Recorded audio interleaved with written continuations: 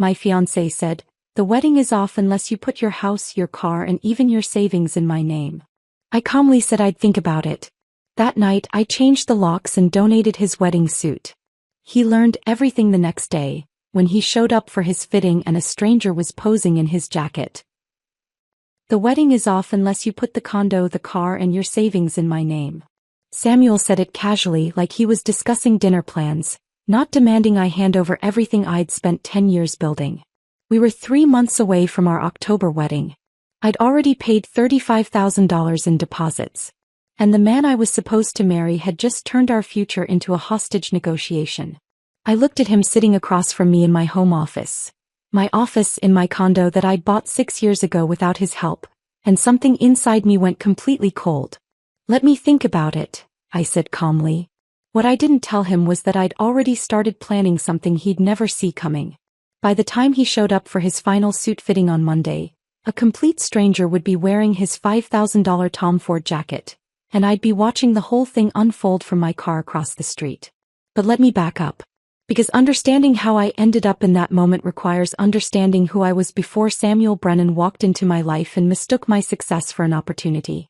My name is Lily Morgan. I'm 33 years old and I'm a corporate real estate attorney in Denver. That condo Samuel wanted his name on?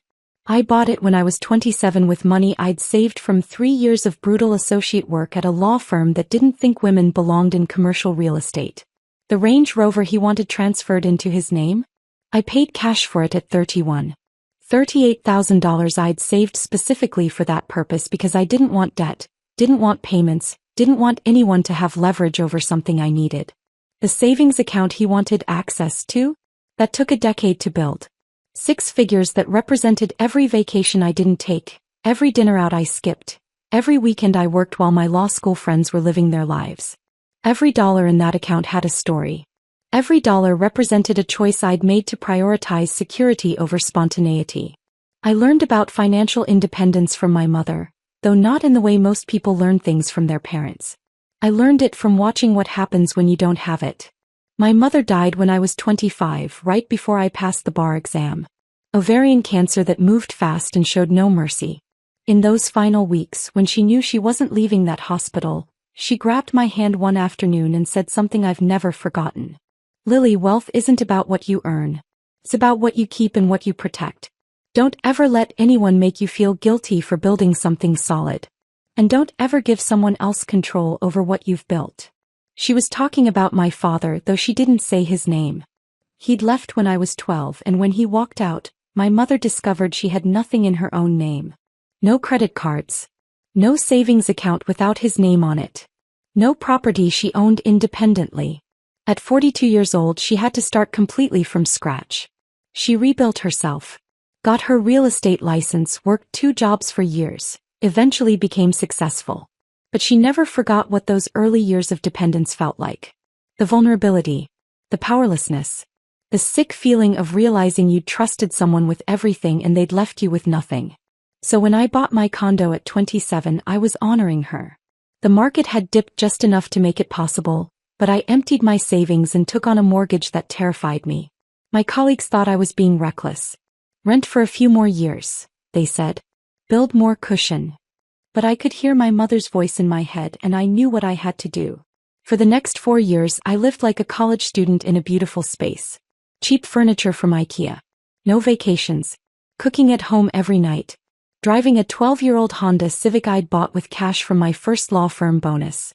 Every raise, every bonus check, every tax refund went straight toward that mortgage principal. My best friend Rachel watched this entire process with a mixture of admiration and concern. We'd met in law school, bonded over being 2 of only 7 women in our corporate law program, and stayed close even as our paths diverged. She'd gone into public interest law, made a quarter of what I made, and seemed perfectly happy living with a roommate and 2 cats.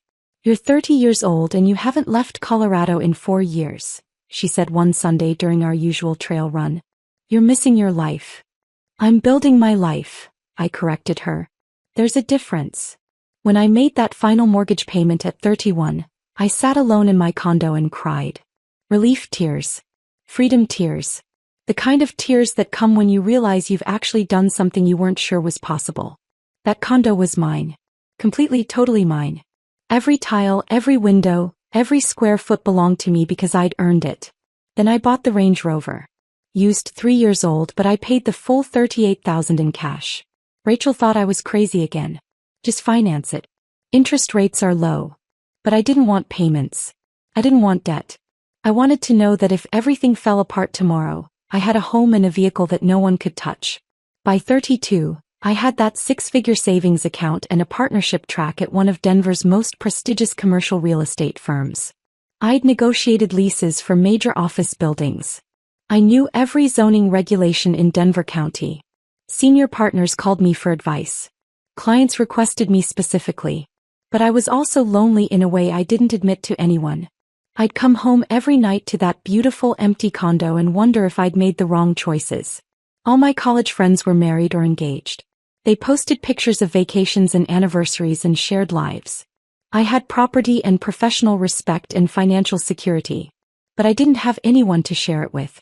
That's the state I was in when I met Samuel Brennan 18 months ago at a charity gala for legal aid services. He was 35, charming, working in what he called finance consulting, which I later learned meant he advised startups on funding strategies, though none of his clients ever seemed to actually secure funding. But those first months felt effortless. He'd show up at my office with coffee during late nights. He'd listen when I talked about difficult clients. He seemed genuinely impressed by my career, by what I'd built, by the fact that I owned property at 33. He made me feel like someone finally saw the work behind the success. Rachel was skeptical from the beginning. She'd pull me aside at brunch and say, "There's something performative about him. Watch how he talks about you around other people. It's always about what you have, not who you are." But I was tired of being alone. Tired of being the only single attorney at firm events. Tired of coming home to silence. So I ignored the small warning signs. The way Samuel always steered conversations toward my assets. How he'd casually mention our place or our car, when legally everything was mine. How he never offered to contribute equally to expenses but always had money for expensive clothes and electronics he didn't need. 10 months into dating, he moved into my condo. His lease was ending, the conversation felt natural, and he started contributing $1,500 a month for utilities and groceries. Seemed fair. I owned the place outright, so he shouldn't have to pay what he'd pay in rent elsewhere. But things shifted within weeks. My minimalist aesthetic suddenly became cold and corporate. He started redecorating without asking, bringing home furniture I never wanted, inviting his friends over constantly for poker nights that left beer stains on my coffee table. Then came the comments about my career. How I worked too much. How his buddy's girlfriend was a yoga instructor with better work-life balance. How maybe I should consider estate planning instead of commercial real estate, something less stressful. Each comment felt small in isolation. But together they formed a pattern I was too close to see. 8 months ago I proposed to him. Yes, I got down on one knee at our favorite restaurant and presented a ring that cost 2 months of my salary. He cried, said yes, and immediately started posting photos with captions about being set for life and finding his forever home. Not forever person. Forever home. That should have registered as strange. But I was caught up in wedding planning, throwing myself into it with the same intensity one brought to major cases. My half of the expenses climbed to $35,000. Venue at the Botanic Gardens, photographer, caterer, florist, string quartet. Samuel would occasionally mention costs but never offered to split anything equally, and I told myself it was fine because I earned more. Rachel's skepticism intensified. She'd watch him at dinner parties, notice how he talked about our assets, when everything was legally mine, how conversations always circled back to my condo value or my savings rather than my actual achievements. "He's not in love with you," she said one night after too much wine. "He's in love with what you've built." I didn't want to hear it. I was 3 months away from not being alone anymore. 3 months away from having someone to come home to. 3 months away from finally having what everyone else seemed to have so easily. And then Samuel sat down in my home office and delivered his ultimatum. Transfer the condo. Transfer the car. Give him access to my savings. All of it or the wedding was off. I looked at him across my desk. The desk I'd bought with my first bonus, in the office I'd created in the condo I'd purchased alone, and something crystallized. He didn't want to build a life with me. He wanted to take possession of the life I'd already built. And he was using our wedding, our relationship, our supposed future together as leverage to make it happen. Let me think about it, I said, keeping my voice steady. He stood up, confident he'd won. Don't take too long. We've got vendor deadlines. After he left the room, I sat there for a long time thinking about my mother's words. About what she'd warned me to protect. About the difference between partnership and possession. And I started planning something Samuel would never see coming. That night I couldn't sleep. I lay in bed staring at the ceiling, replaying Samuel's words in my head. Not just the ultimatum itself, but the way he'd delivered it. The casual tone, like he was asking me to pick up groceries. The prepared quality of his speech, like he'd rehearsed it multiple times. The immediate escalation to threats when I didn't agree instantly. This wasn't spontaneous. This was calculated. Sunday morning I met Rachel for our usual trail run at Washington Park. We'd been doing this same route every Sunday for 5 years. 7 miles that took us around the reservoir twice. Usually we talked about work, about cases, about nothing important. Today I unloaded everything before we'd even finished the first mile. Rachel stopped mid-stride, hands on her knees, breathing hard. But it wasn't from exertion. Say that again. He wants what? The condo. Her. Access to my savings. All of it transferred into his name or at minimum joint ownership. 3 months before the wedding. She straightened up and her expression shifted into something I'd rarely seen. Pure anger. Lily, that's not a partnership request. That's a heist with a ceremony attached. He's making it sound reasonable. Like I'm being paranoid for hesitating. Of course he is. Rachel grabbed my shoulders, forcing me to look at her. My sister went through this exact thing 6 years ago. Her ex wanted his name on her car and condo to prove she trusted him. She did it because she loved him and didn't want him to feel like she was holding back. 2 years later, during the divorce, she had to buy him out of assets he never contributed a single cent toward. He walked away with $80,000 of her equity while she struggled to refinance everything back into her own name. I felt something cold settling in my chest. Rachel, I don't know what to do. You call a lawyer. Today. Not a wedding planner, not a therapist. A lawyer who specializes in asset protection. And you don't tell Samuel you're doing it. We finished the run in silence, but my mind was racing the entire time. By the time I got home, Samuel had left for one of his networking coffee meetings that never seemed to result in actual work. I showered, changed, and made a phone call I never thought I'd be making 3 months before my wedding. Monday morning at 9, I called Jonathan Hastings. He was a family law partner at my firm, 62 years old, with a reputation for being brilliant and brutally honest. We'd worked together on a few cases where real estate intersected with divorce proceedings, and I'd always respected his perspective. Lily, this is unexpected, he said when his assistant put me through. What can I do for you? I explained the situation as clinically as possible, keeping emotion out of it, presenting it like a case file. The ultimatum. The timing. The specific assets Samuel wanted access to. The way he'd framed my hesitation as a character flaw. The silence on the other end lasted so long I thought the call had dropped. Jonathan. I'm here. His voice had changed, taken on a weariness that made him sound every one of his 62 years. Lily, I've been practicing family law for 30 years.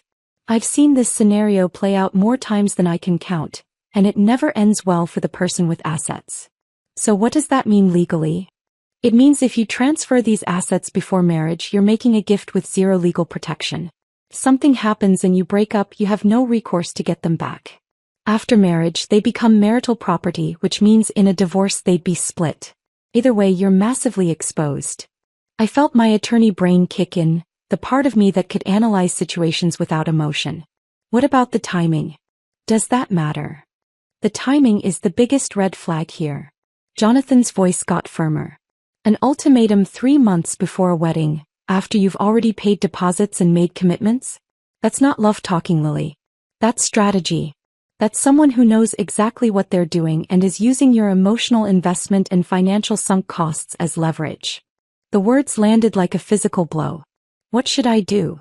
Tell him you want to consult a financial planner before making any decisions about asset transfer. Watch his reaction carefully. If he's a legitimate partner who wants what's best for both of you, he'll understand due diligence. If he's not, he'll escalate the pressure and make you feel guilty for being cautious. We talked for another 20 minutes. Jonathan asked detailed questions about Samuel's financial situation, his contributions to household expenses, his work history. With each answer, I could hear the concern growing in Jonathan's voice. "One more thing," he said before we hung up. "Document everything from this point forward. Keep records of conversations, texts, financial contributions. If this goes sideways, you'll need proof of what actually happened versus what he might claim happened." I spent the rest of Monday in a dissociative state I recognized from particularly stressful cases.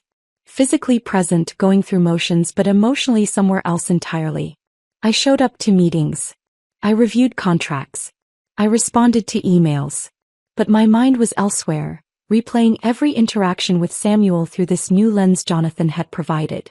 How quickly things had changed after he moved in. How my home had stopped feeling like mine.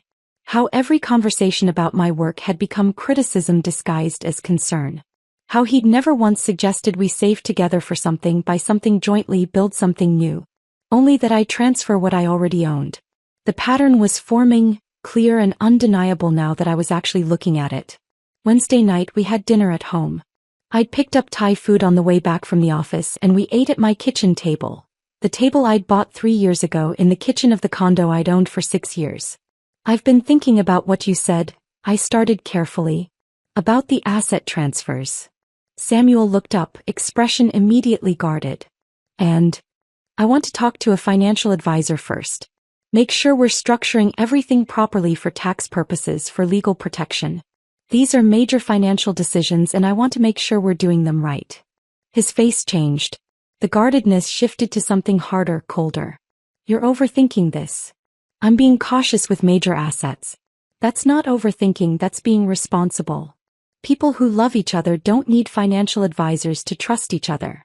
He put down his fork with more force than necessary. "This is exactly what I was worried about. You're treating our marriage like a business transaction. I'm treating major financial decisions like major financial decisions." He stood up from the table abruptly. "You know what this tells me? That you don't actually want to marry me. You want a prenup, a financial advisor, probably separate bank accounts too. That's not a marriage, Lily. That's a business arrangement where you keep all the power and I'm just some accessory to your success." "Samuel, that's not what I'm saying. You're making this complicated because you can't handle the idea of actually sharing your life with someone. You built this fortress of assets and success and you don't actually want to let anyone in. You want a partner you can control, not an equal." He grabbed his keys and wallet. "I'm going to stay at Marcus's place for a few days. Maybe you'll figure out what you actually want. Because right now it's pretty clear you want a wedding more than a marriage." The door closed behind him, not quite a slam but close enough. I sat at that table for a long time after he left, food getting cold, mind cycling through everything he'd just said.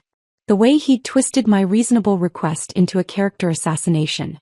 How he'd made me feel guilty for wanting to protect assets I'd built before he existed in my life. How quickly he'd escalated from conversation to abandonment. My phone buzzed. A text from Samuel, "Staying at Marcus's tonight. Need space to think about whether we're actually ready for this." Then another, "It hurts that you don't trust me enough to build a real partnership." And another, "I thought you were different. Guess I was wrong." Each message was designed to make me feel guilty, to make me question my judgment, to make me reach out and apologize for having boundaries. I turned off my phone and poured myself a glass of wine. Then I sat in my living room with my furniture in my home, and let myself feel what I'd been avoiding for weeks. This wasn't right. None of this was right. And something was about to happen that would prove just how wrong I'd been about Samuel Brennan.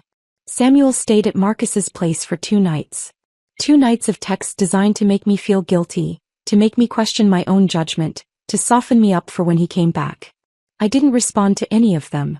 Instead, I worked late at the office, took on extra research assignments, stayed busy enough that I didn't have time to second-guess myself. Wednesday evening, I came home exhausted from a brutal commercial lease negotiation. 12 straight hours fighting over liability clauses with a client who thought he could rewrite basic contract law through sheer stubbornness. My feet hurt from pacing conference rooms. My head throbbed from staring at contract language. All I wanted was a glass of wine, silence, and maybe a hot bath. Instead, I walked into my condo and found Samuel sprawled on my couch with his college roommate Marcus. Sports blaring on my TV at a volume that made my headache worse.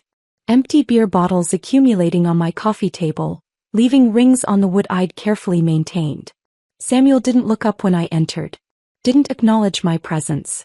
Just said, "We're planning bachelor party details.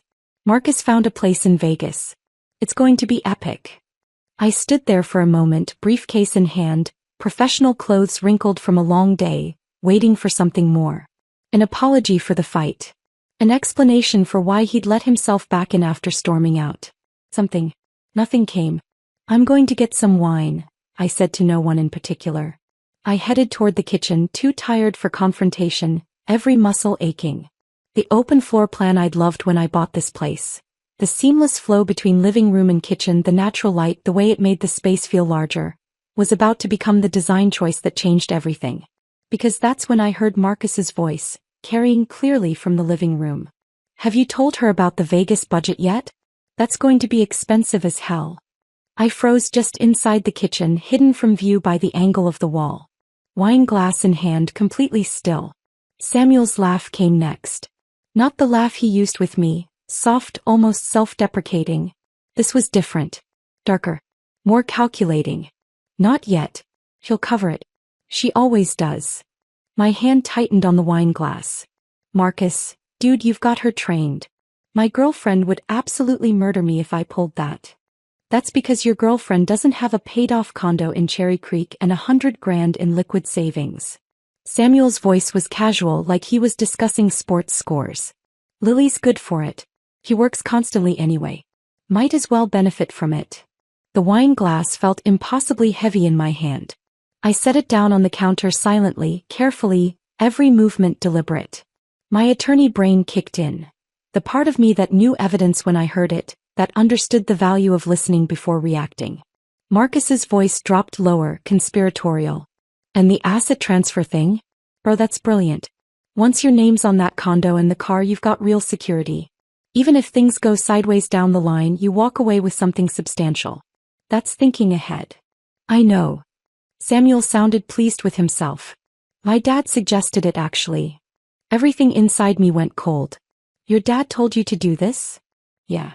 He went through a messy divorce in his 30s and his ex-wife's name wasn't on anything. He got some alimony, but that was it. He walked away broke, starting from scratch at 40.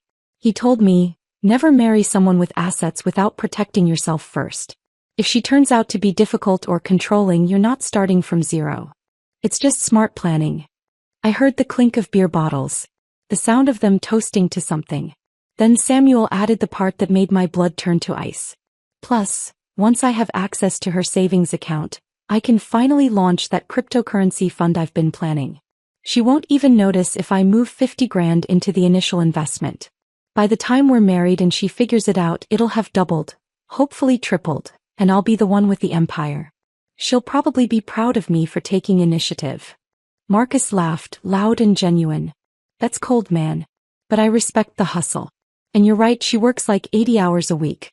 Probably won't even notice the money's gone until you've already made it back. Maybe you'll make enough to pay her back and keep the profits. That's the plan. She's so busy with her commercial real estate cases, she barely looks at her personal accounts. I've watched her. She checks her balance maybe once a month.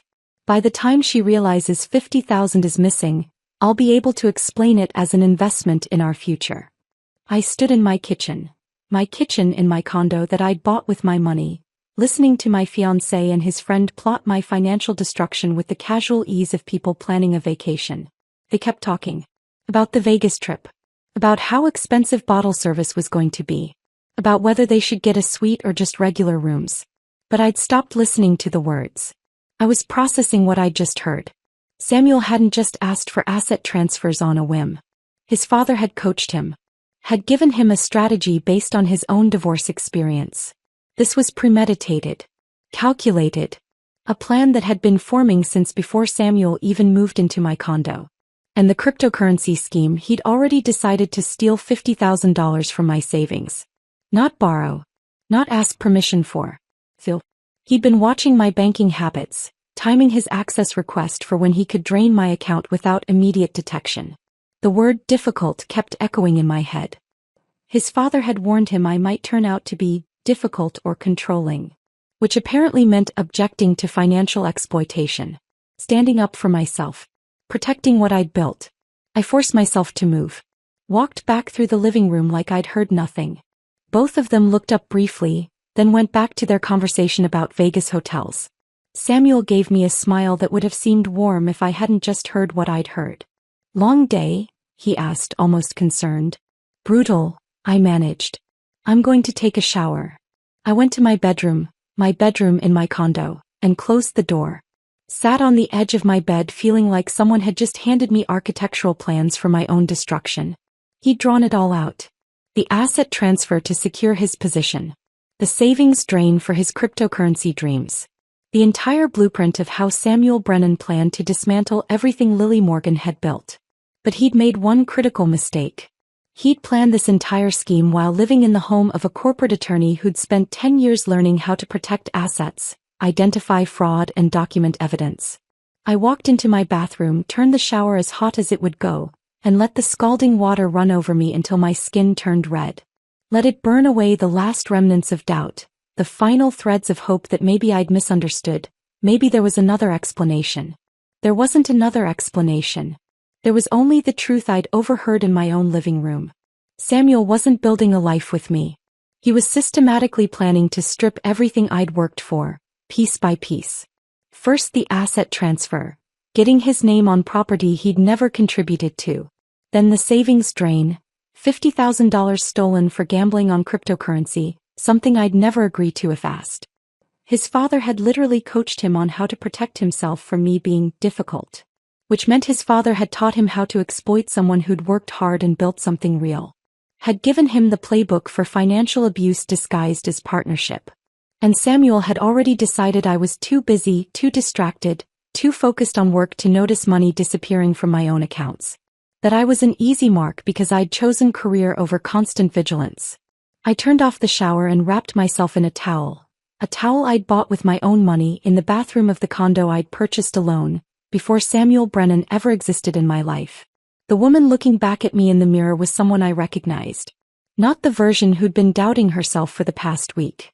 Not the version who'd felt guilty for wanting to protect her assets. But the version who'd worked 80-hour weeks and sacrificed everything to build something that mattered. That woman knew exactly what to do. If Samuel wanted to play strategic games with my life's work, I'd play too. But this game would have rules he didn't know existed. This game would have only one winner. And it sure as hell wasn't going to be him. I got dressed, dried my hair, and started making phone calls. First to Jonathan Hastings, leaving a voicemail about needing to discuss something urgent. Then to my building manager about lock changes.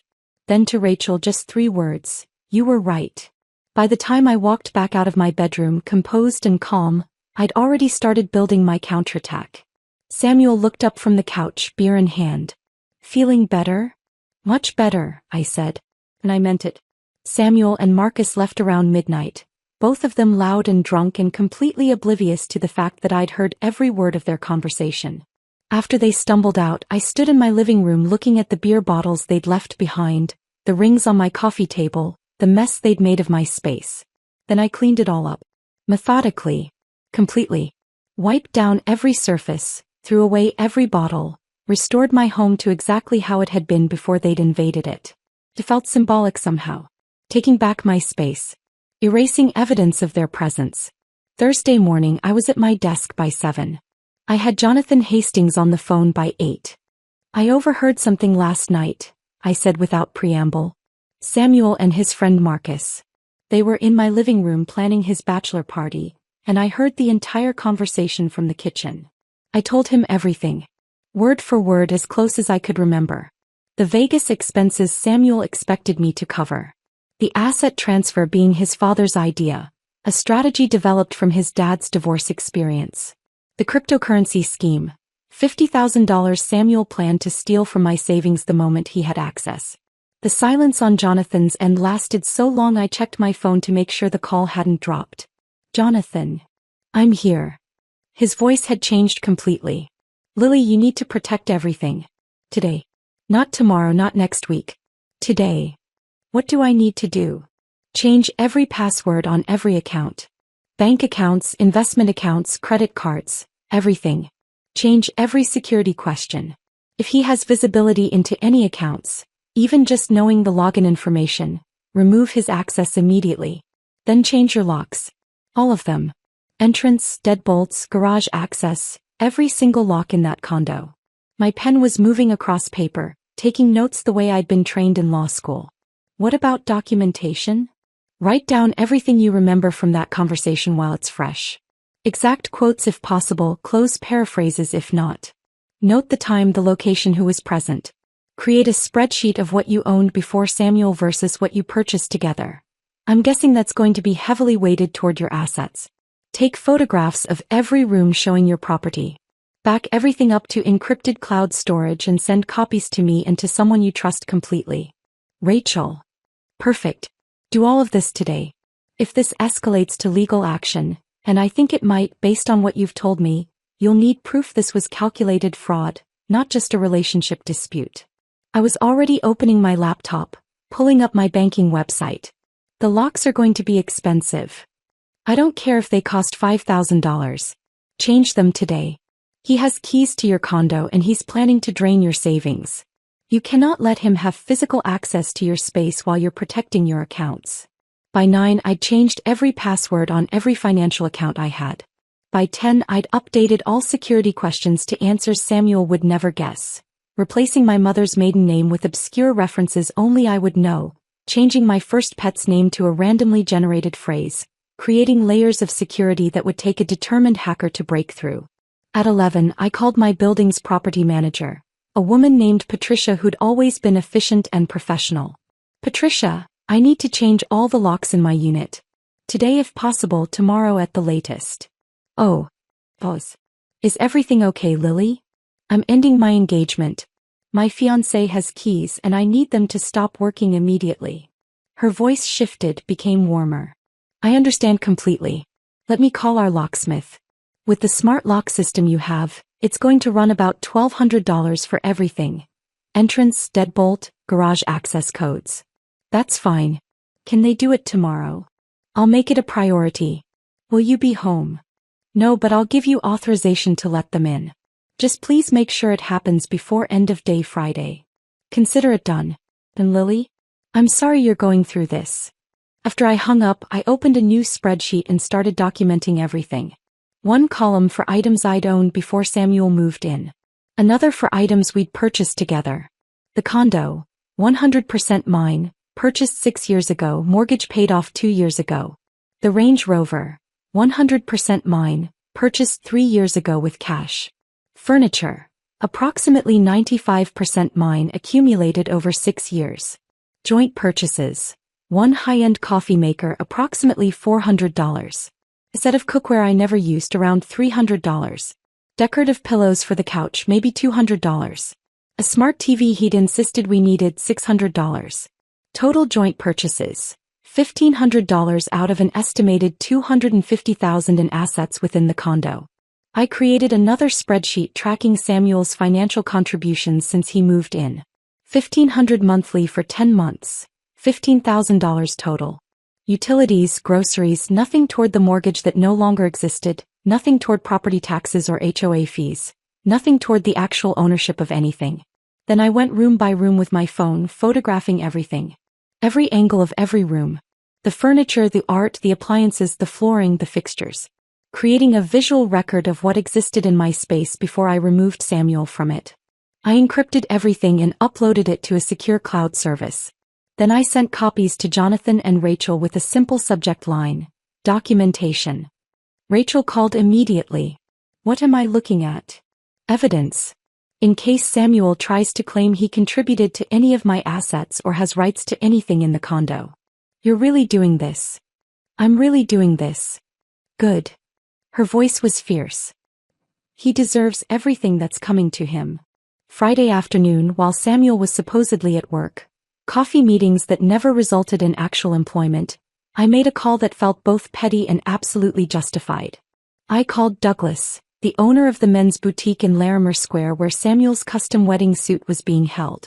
We'd had several conversations over the past few months as Samuel went through multiple fittings, changing details, obsessing over the burgundy lining, the monogrammed cufflinks, the way the charcoal fabric draped. I'd paid for all of it. $5,000 for a suit he'd wear once. Douglas, this is Lily Morgan. We need to talk about Samuel Brennan's wedding suit. Of course. His final fitting is scheduled for Monday afternoon. Is there a problem? The wedding's off. We broke up. I'd like to donate the suit. Silence. Then, I'm sorry, donate it? You partner with a veterans charity, correct? Veterans Career Closet. Yes, we do, but this is a $5,000 custom Tom Ford suit that I paid for. Every cent. Samuel's been living rent-free in my condo for 10 months while I've covered all wedding expenses. I want that suit donated to a veteran who actually needs it. Someone who will wear it with honor to job interviews instead of using it as a costume for a fraudulent wedding. Douglas was quiet for a long moment. If you paid for it, then legally it's yours to donate. But are you certain? This is quite an expensive gesture. I'm completely certain. He has a final fitting scheduled for Monday afternoon. I want the suit gone before he arrives. Can someone from the charity pick it up tomorrow? I can arrange that. But Lily, he's going to be very upset when he shows up and discovers the suit is gone. That's the point. And Douglas, when he does show up, just tell him there was a miscommunication and his suit was donated. Don't mention my involvement unless he asks directly. This feels like there's quite a story here. There is. And it ends with a deserving veteran getting a beautiful suit instead of a con artist wearing it to a wedding that was always about accessing my assets. Saturday morning, I woke up with absolute clarity about what needed to happen next. I drove to the Botanic Gardens where we'd booked our ceremony space. Jennifer, our coordinator, looked concerned the moment I walked in alone. Lily, is Samuel meeting you here? No. I need to cancel the wedding. Her expression shifted to professional sympathy. I'm so sorry. Let me pull up your contract. She typed on her computer for a moment. The deposit is non-refundable, and canceling within 90 days means we retain 60% of the remaining balance. Total would be about $14,000. I pulled out my checkbook without hesitation. I'd like to pay that now.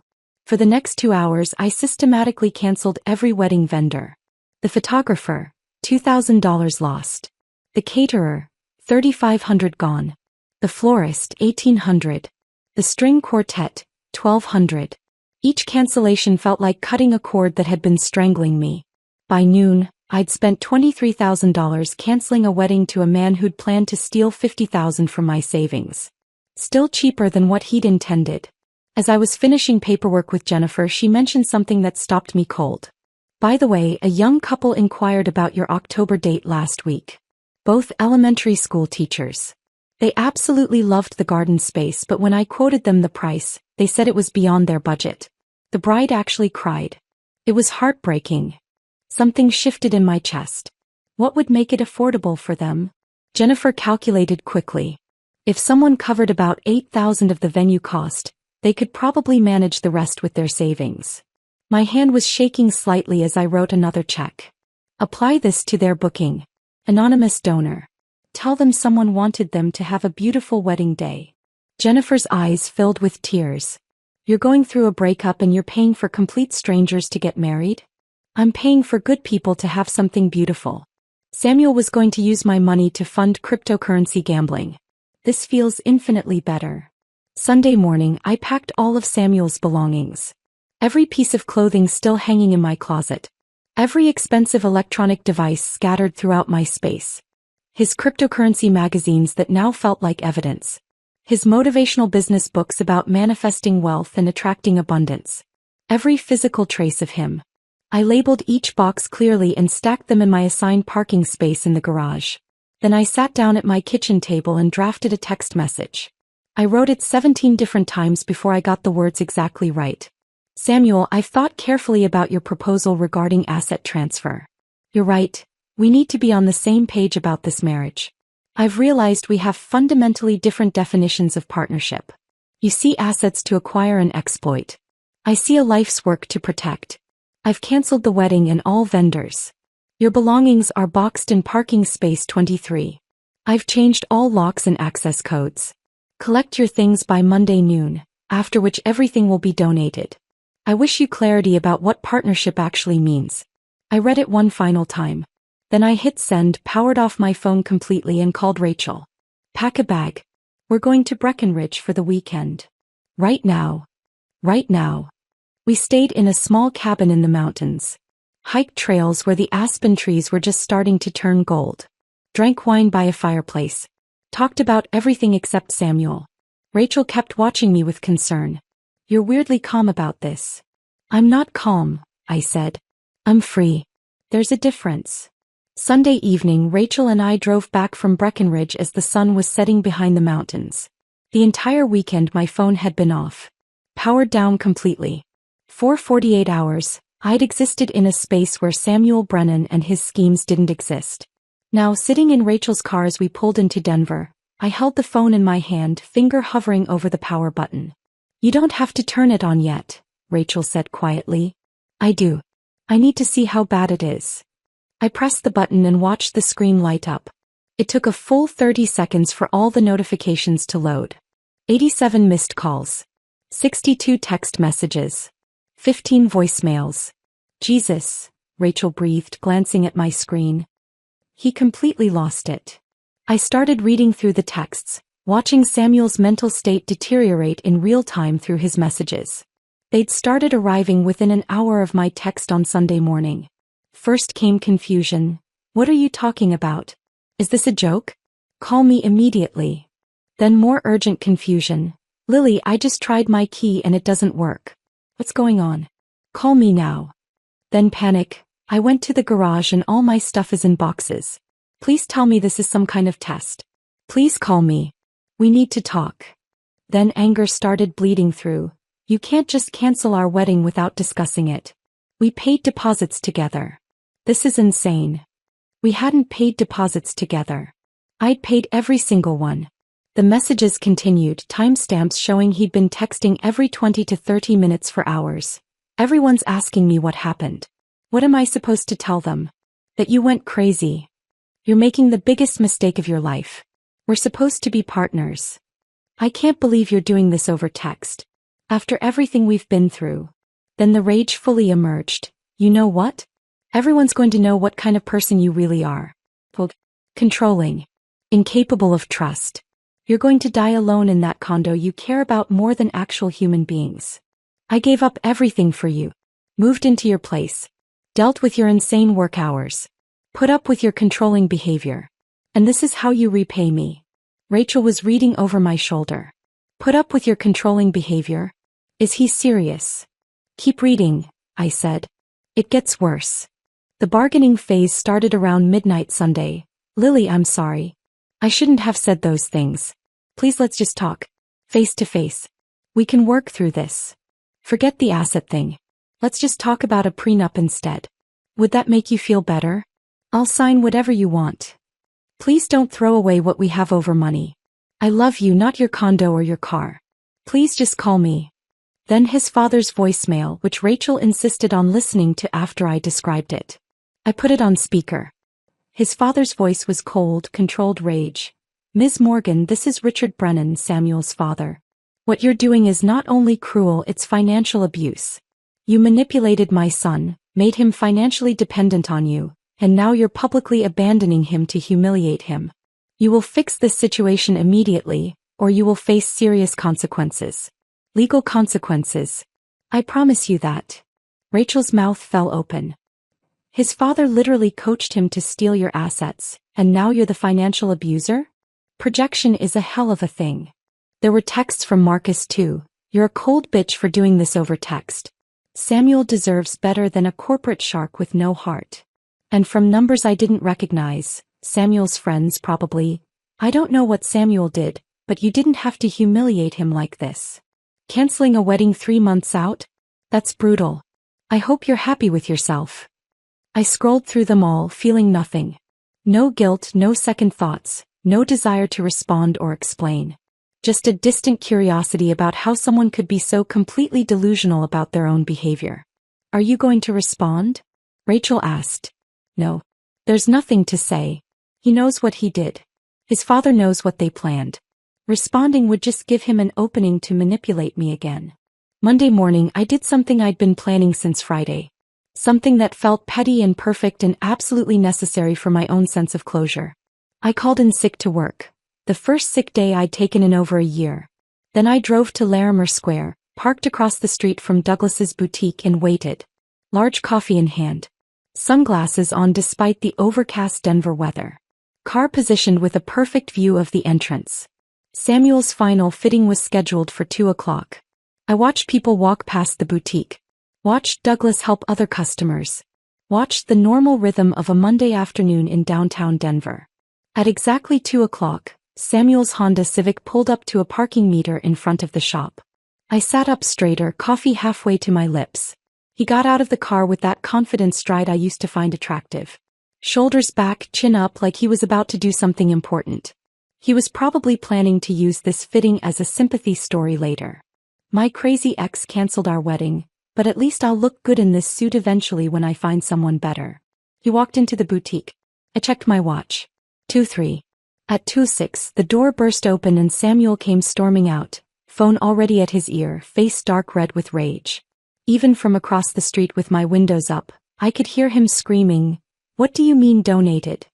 He was pacing the sidewalk, gestures wild, completely unraveling in public. People walking past were staring. I don't care who technically paid for it. That's my suit. My wedding suit. More pacing, more screaming into his phone. Get it back right now or I'm calling the police. This is theft. I took a sip of my coffee watching the show.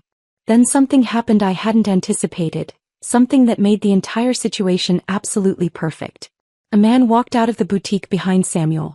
Late 40s, military posture, close-cropped hair going gray at the temples. And he was wearing the suit. Samuel's suit. The charcoal Tom Ford with the burgundy lining. The man stopped in front of Douglas's shop window, looking at his reflection with an expression I recognized.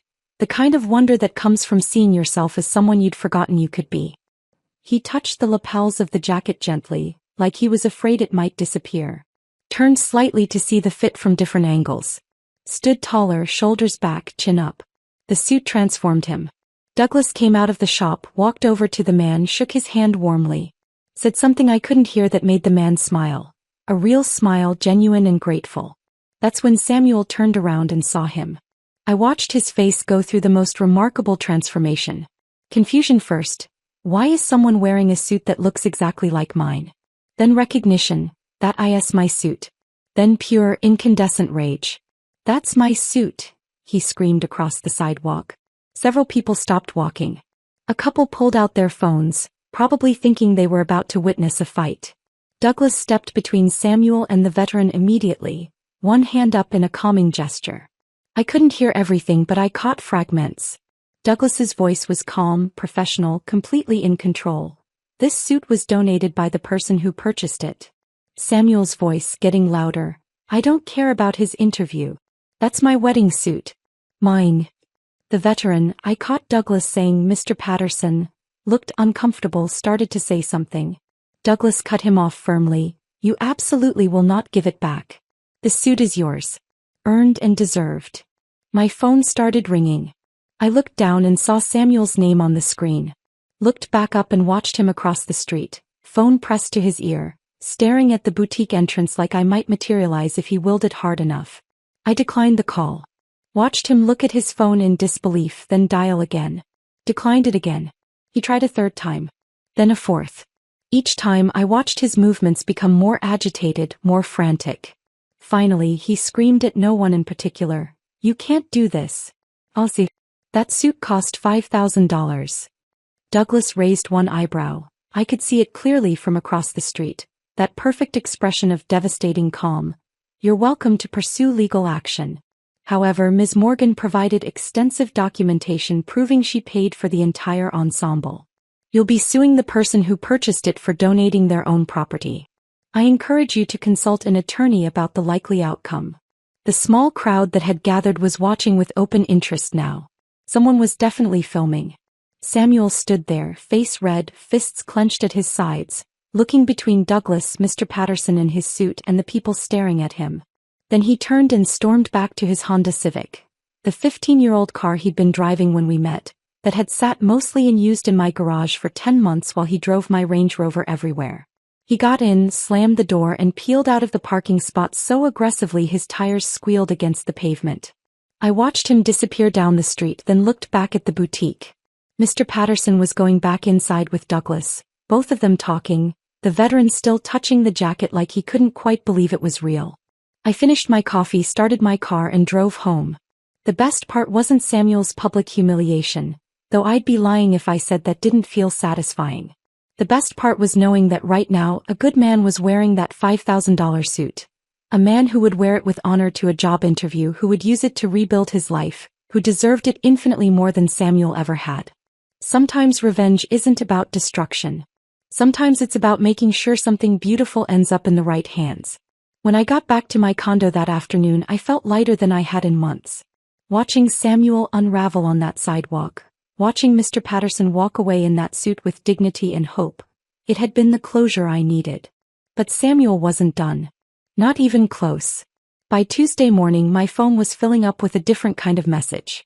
Not from Samuel, but from mutual acquaintances, people from my building, even a few distant colleagues. The smear campaign had begun. Samuel's social media had transformed overnight into a performance of heartbreak. Cryptic posts appeared every few hours. Sometimes you discover someone's true colors when you ask them to treat you as an equal partner. Narcissists weaponize their success to control and discard people who genuinely love them. Financial abuse is real, and it's not always the man doing it to the woman. Each post got dozens of sympathetic comments. His friends piled on, adding their own observations about how I'd always seemed cold and never really fit with Samuel's warm energy. One of his college friends posted, "I always thought there was something off about her. Too focused on money, not enough on the relationship." Another, "Samuel dodged a bullet. Anyone who cancels a wedding over asset protection doesn't understand what marriage means." The narrative was carefully constructed and it was spreading. I was the controlling corporate shark who'd manipulated Samuel emotionally, made him financially dependent, then cruelly discarded him when he'd asked for basic respect and partnership. I'd stolen his wedding suit out of spite. I'd canceled everything without discussion, proving my domineering nature. People I barely knew started calling. "Mrs. Chin from my building's social committee. Lily, I heard what happened with your engagement. I'm disappointed in how you handled it. That poor man seemed so devoted to you." A paralegal from another firm.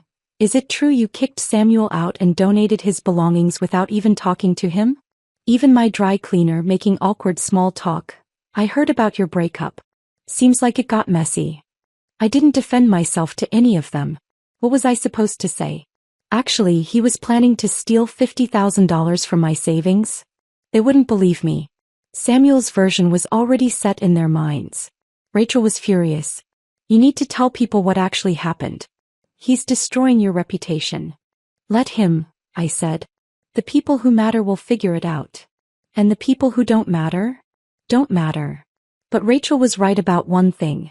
The story was spreading through Denver's professional community faster than I'd anticipated. By Wednesday, I'd gotten 3 uncomfortable conversations at work from people who'd heard something and wanted to know if I was okay. That's when Margaret Keating stepped in. Margaret was our senior partner, 68 years old. With silver hair she wore in a sharp bob and a reputation for absolutely destroying opposing counsel in depositions. She'd been practicing family law for 4 decades, and she had exactly 0 patience for financial manipulation in relationships. Thursday afternoon she appeared in my office doorway. "Close your door," she said. I did. "I've been hearing things," Margaret said, settling into the chair across from my desk. "About you and your ex-fiancé. About how you supposedly abused him financially and stole his wedding suit." My stomach dropped. "Margaret, She held up one hand.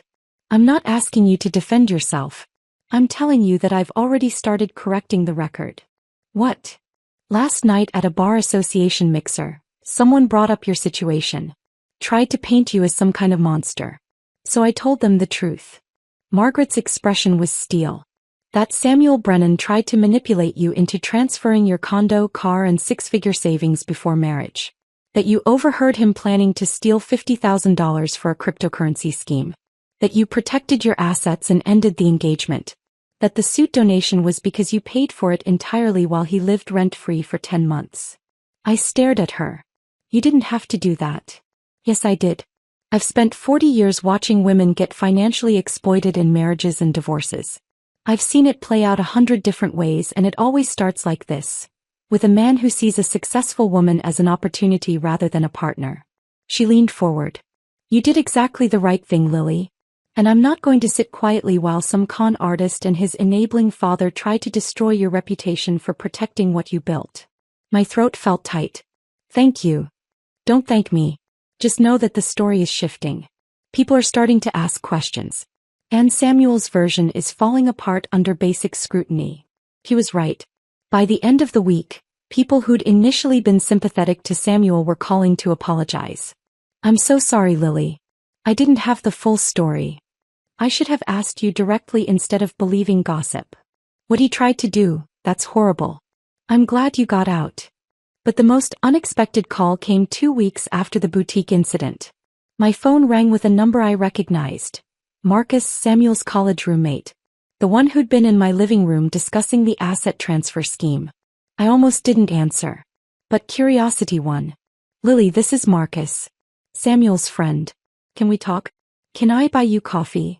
Every instinct told me to decline. But something in his voice made me pause. Why? Because I need to apologize. And I need to tell you something about what's happening. We met at a coffee shop in Capitol Hill, neutral territory. Marcus looked uncomfortable the moment he sat down, like he was about to confess something he'd been carrying for too long. I need to apologize, he started. For my part in encouraging Samuel. For being in your living room that night talking about his plans like it was all some game. I stayed quiet, letting him continue. Samuel's telling everyone you're a monster. That you financially abused him, controlled him, humiliated him. But I was there. I heard him talking about the asset transfer plan, the cryptocurrency fund, his dad's coaching. I know what he was actually planning to do. So why are you here? Marcus ran his hand through his hair, looking genuinely distressed. Because I've seen him do this before. In college, he had a girlfriend named Ashley. Convinced her to co-sign a business loan for some startup he wanted to launch. He trusted him completely. He defaulted on the loan within 6 months and destroyed her credit score. She spent years rebuilding financially, couldn't get approved for an apartment lease, had to move back in with her parents. My chest tightened. And you knew about this? I knew. I thought it was just a stupid mistake he made when he was young. But then watching what he tried to do to you, how he's lying about everything now, painting himself as the victim, I realized he was just running a more sophisticated version of the same scheme. He didn't change. He just got better at it. Why tell me this now? Because his dad found a lawyer. They're planning to sue you for the wedding suit and emotional distress. They're going to claim you stole his property and publicly humiliated him. And I can't stay silent about that. Marcus pulled out his phone, showed me a text thread with Samuel from 2 weeks ago, before the boutique incident. Samuel bragging about the crypto fund he was going to launch with Lily's money, about how she'd never notice 50 grand missing, about how once his name was on her assets he'd have real security. I'm willing to testify, Marcus said. If it goes to court. About what I heard him say, what his actual plans were. It's the least I can do. I took photos of the text thread with my own phone. Thank you. This helps. I'm sorry I didn't say something sooner. I should have warned you before it got this far. After Marcus left, I sat in that coffee shop for a long time thinking about Ashley. About how many other women there might have been. About patterns of behavior that don't change, just evolve. Then I called Jonathan Hastings. We might have a lawsuit coming, I told him. But we also have a witness willing to testify about what Samuel was actually planning. Good. Let me handle this. Within 48 hours, Jonathan had drafted a legal letter that was essentially a surgical strike. 8 pages outlining exactly what discovery would reveal if Samuel proceeded with litigation. Documented evidence of his plan to drain my savings for unauthorized cryptocurrency investment. Testimony from multiple witnesses about the asset transfer scheme being premeditated. Proof that I'd paid for all wedding expenses including the disputed suit. Bank records showing Samuel's minimal contributions to household expenses. A proposed countersuit for attempted financial fraud and coercion. The letter's conclusion was devastating. Should your client proceed with litigation, Please be advised that Ms. Morgan is a corporate real estate attorney with extensive trial experience and unlimited access to expert witnesses regarding financial manipulation in intimate relationships. Discovery will be invasive, thorough, and costly for your client. We encourage you to advise Mr. Brennan accordingly. Jonathan sent it on a Tuesday. By Friday, Samuel's attorney had withdrawn from the case. Samuel's father called me directly one last time. His voice was tight with barely controlled rage. You think you've won. You think destroying my son's reputation makes you powerful. But everyone will eventually see what you really are. Kept my voice level. Everyone already sees what your son really is. That's precisely the problem. You coached him to exploit me and now you're angry it didn't work. You have no idea what you're talking about. I have recordings of your son discussing the exact strategy you taught him. I have witnesses. I have documentation. If you contact me again, I'll add harassment to the countersuit.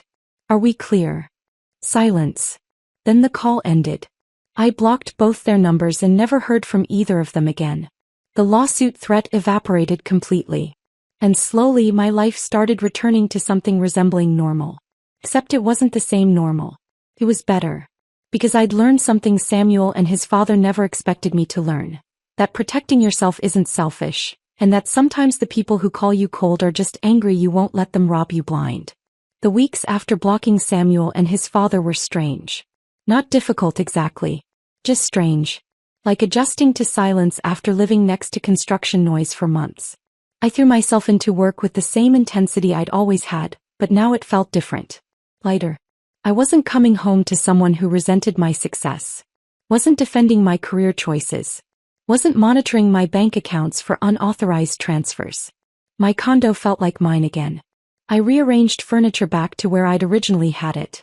Donated the expensive pieces Samuel had brought in.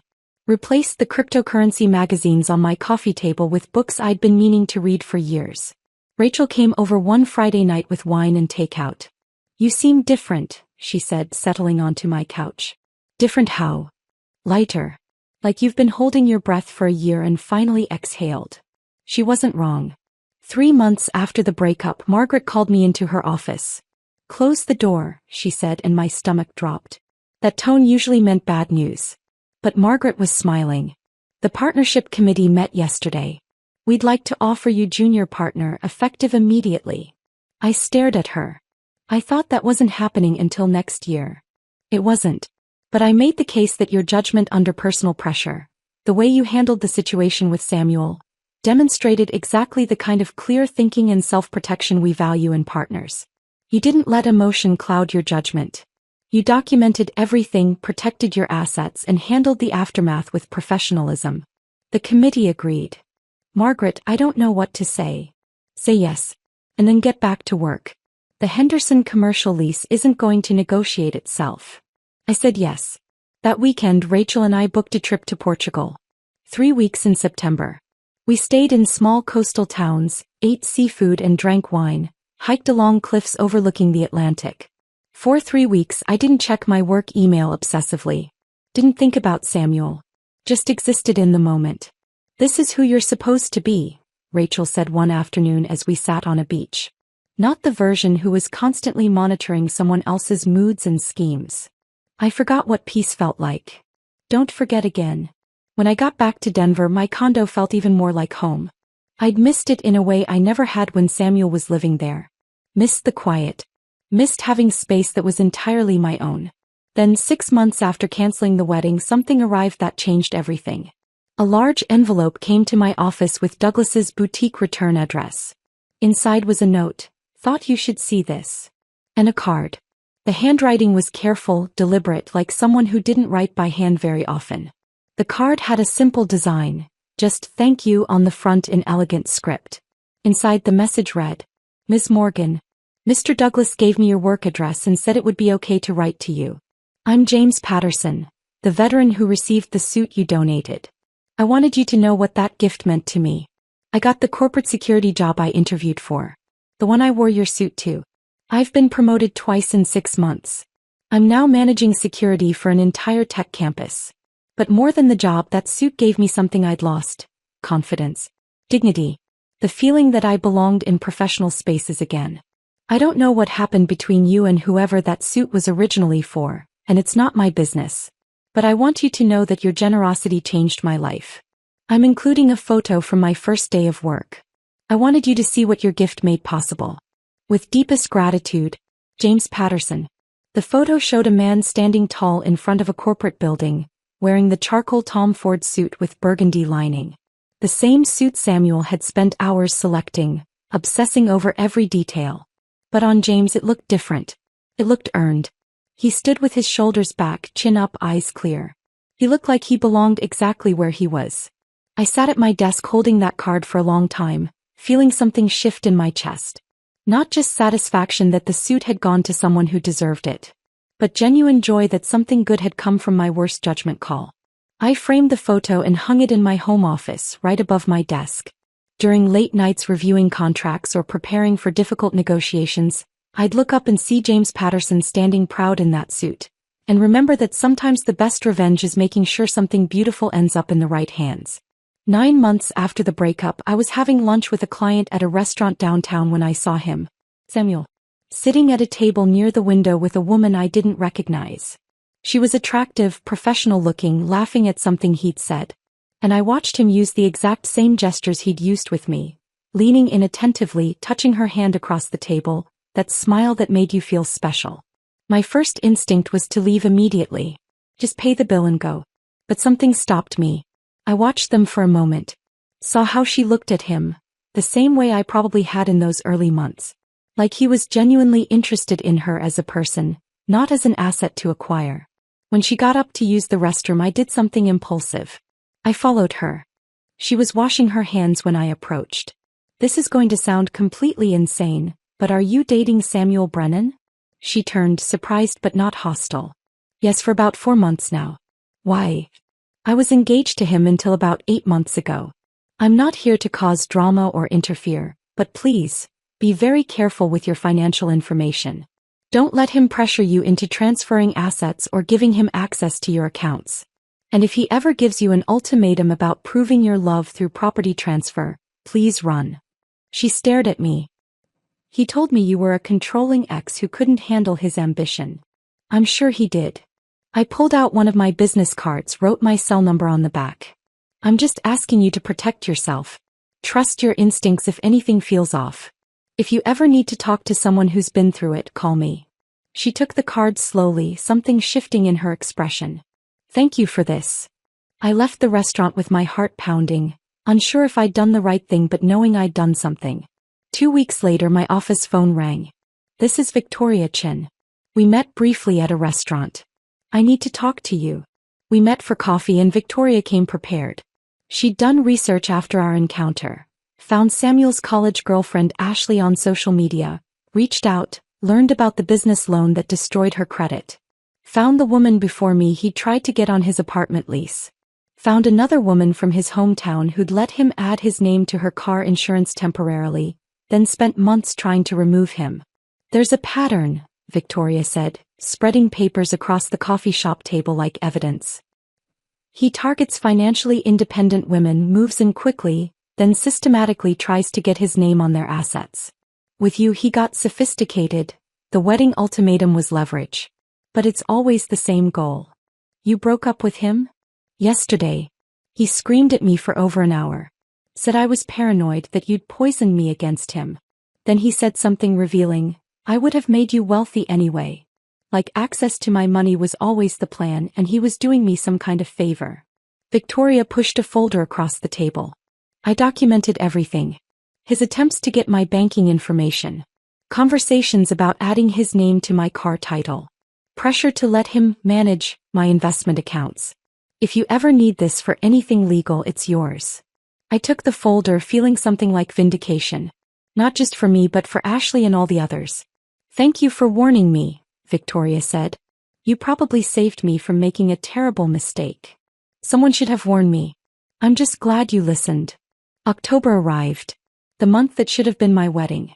Rachel insisted we go to the Botanic Gardens on what would have been my wedding day. Trust me, she said when I protested. We arrived to find a wedding in progress. The young teachers I'd anonymously sponsored with the $8,000 venue contribution.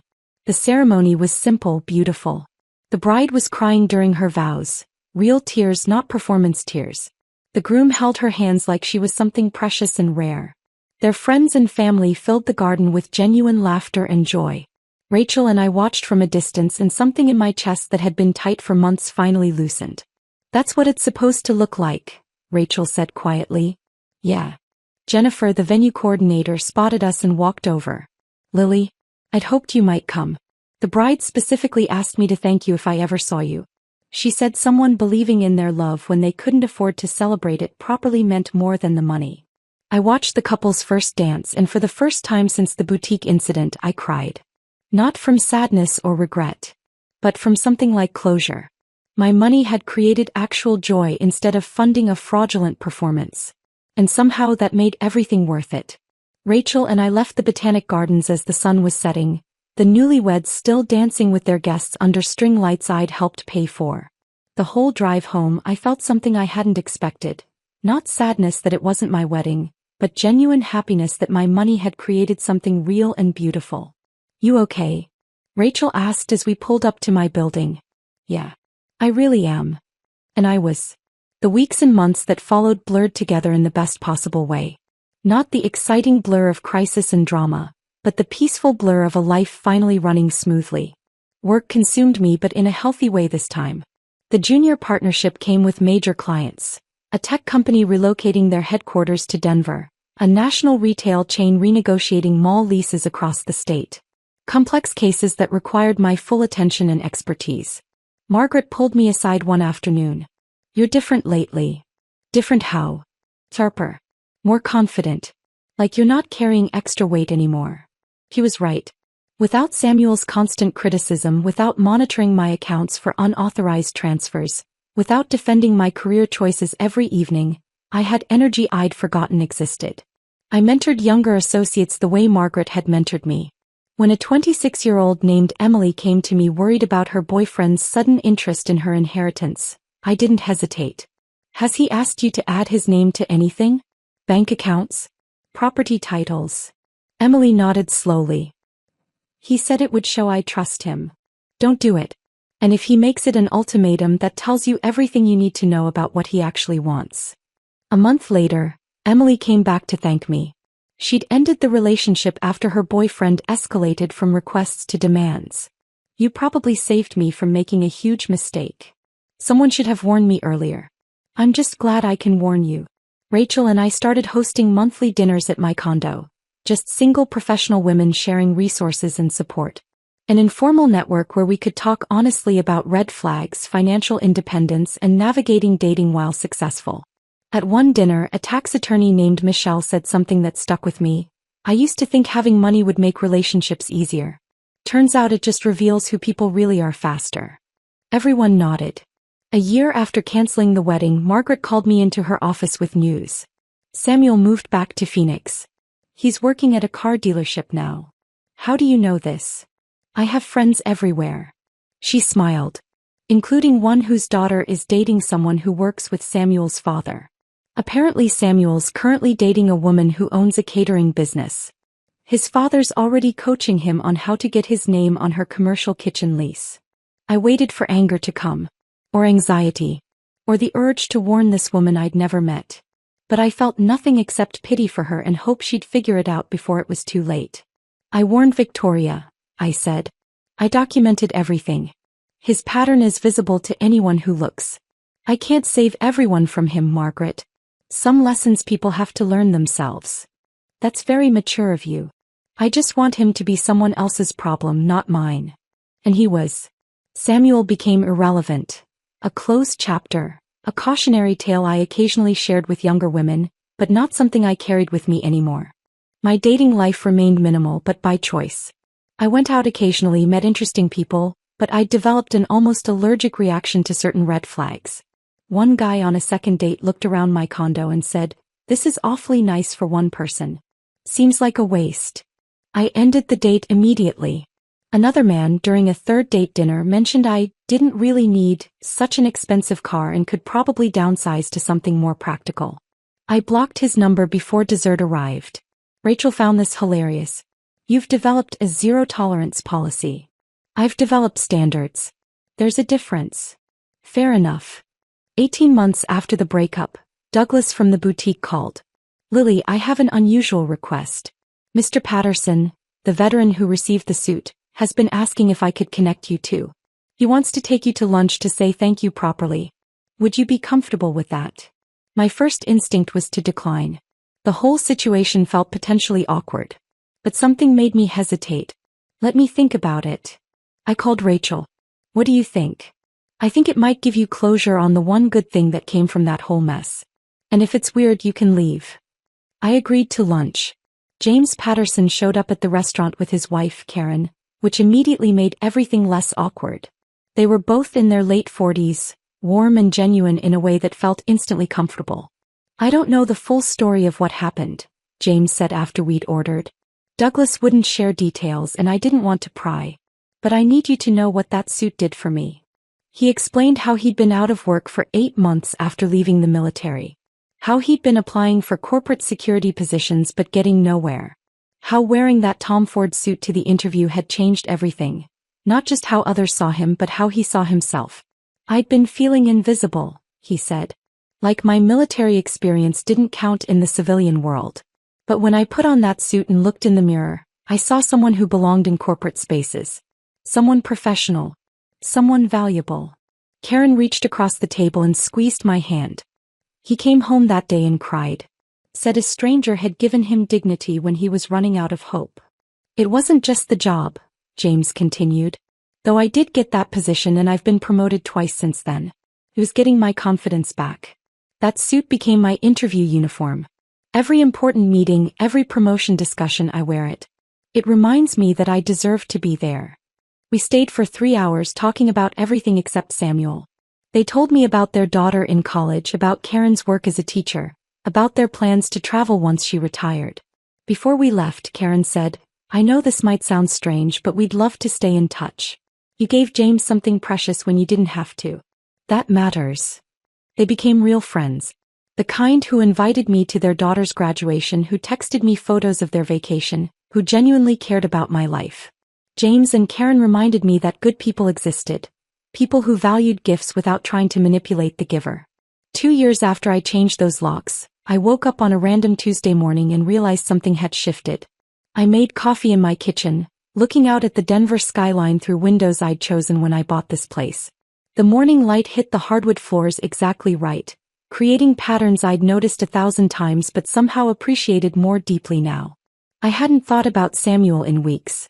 Not with anger or regret or even curiosity. He'd simply become irrelevant. A person who used to exist in my life but didn't anymore. I looked around my condo. Every piece of furniture I'd chosen. Every bit of art I'd bought. The minimalist aesthetic that was mine, not compromised by someone else's preferences. The office where I worked late nights on cases I cared about. The bedroom where I slept soundly without worrying about someone plotting to drain my accounts. My Range Rover sat in the garage, paid off and well-maintained. My savings account had grown back past 6 figures, then kept growing. My career was exactly where I wanted it. Challenging work, respected colleagues, junior partner on track for senior partner in a few years. Most importantly, I'd learned to trust my instincts again. To hear those warning bells and actually listen instead of explaining them away. To recognize manipulation before it took root. To understand that protecting what I'd built wasn't selfish. It was essential. That morning, drinking coffee in my peaceful home, I finally understood what my mother had tried to teach me. Wealth isn't just about money. It's about dignity, boundaries, self-respect.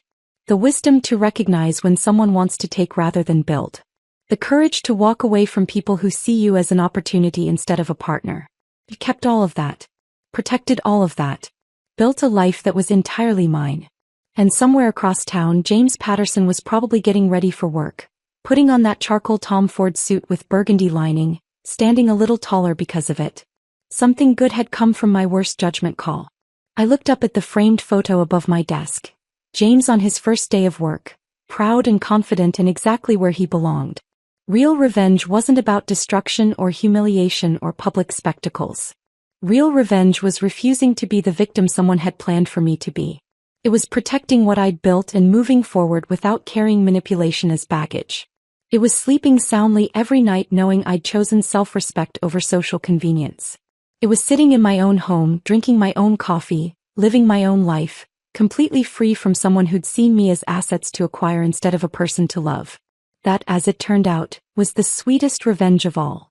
I finished my coffee, got dressed for work, and left my condo with my head high. Samuel Brennan had tried to take everything I'd built. He said I kept it all. Every single piece. And I'd never felt more powerful in my life. If this story of protecting what you built had you hooked until the very end, smash that like button right now. My favorite part was when Samuel saw that veteran wearing his Tom Ford suit outside the boutique. What was your favorite moment? Drop it in the comments below. Don't miss more empowering stories like this. Subscribe and hit that notification bell so you never miss an upload.